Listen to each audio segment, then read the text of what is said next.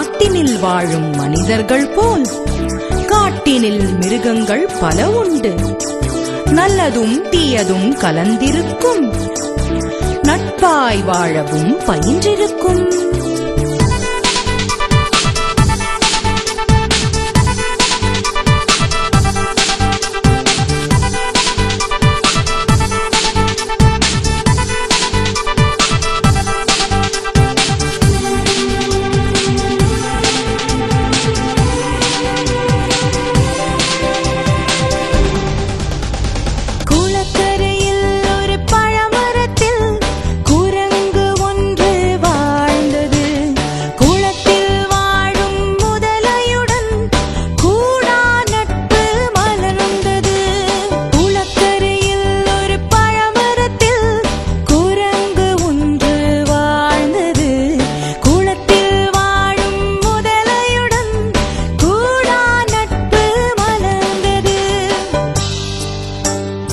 குளக்கரையில் பசும் புல்மேய முயல்கள் பசியுடன் வருவதுண்டு.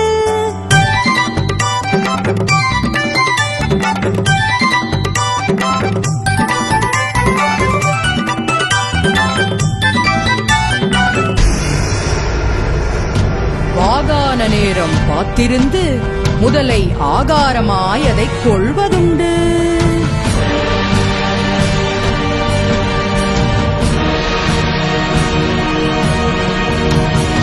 கிடைத்த இரையை மனைவியிடம் கொடுத்து பங்கிடும் ஆண் முதலை.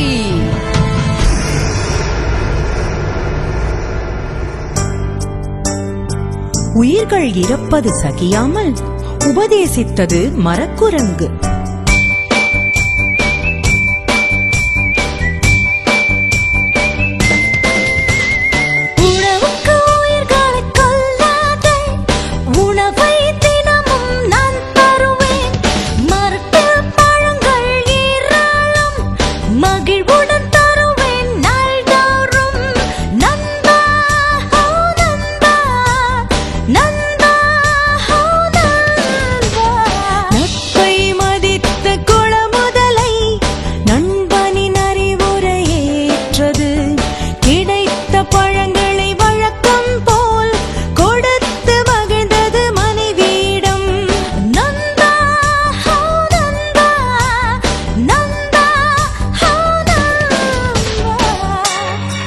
பழத்தை ருசித்த பெண் முதலை மனத்தில் உதித்தது நச்சு எண்ணம்.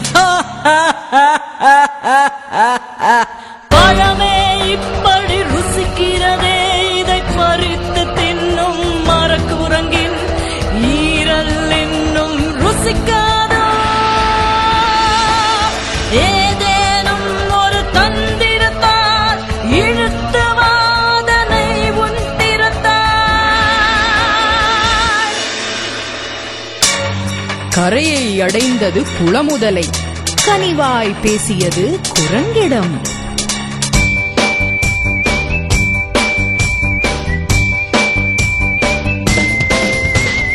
பழங்கள் தந்த குரங்குக்கு பதிலுக்கு நன்றி காட்டிடவே எந்தன் மனையாள் விரும்புகிறாள், ஏற்கனியும் வானன்பா. சம்மதம் சொன்ன மரக்குரங்கு முதலையின் முதுகில் அமர்ந்தது. நண்பா ஓ நண்பா, ஓ நண்பா என் நண்பா, நண்பா ஓ நண்பா, ஓ நண்பா என் நண்பா. குளத்தின் நடுவே போனதும் முதலையின் வஞ்சம் புரிந்தது.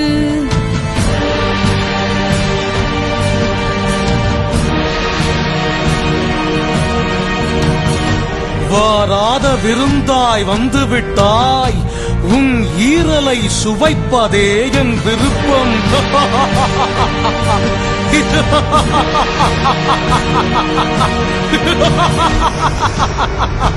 முதலையின் வார்த்தை கேட்டதுமே மூச்சு விட மறந்தது மரக்குரங்கு.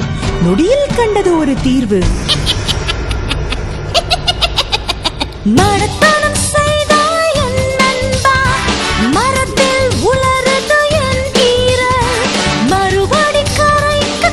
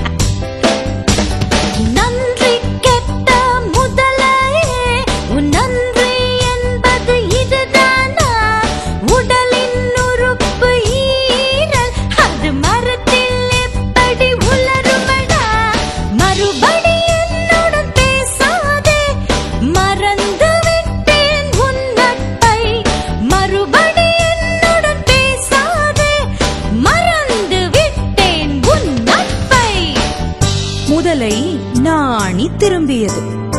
குரங்கு மறுபுறம் திரும்பியது.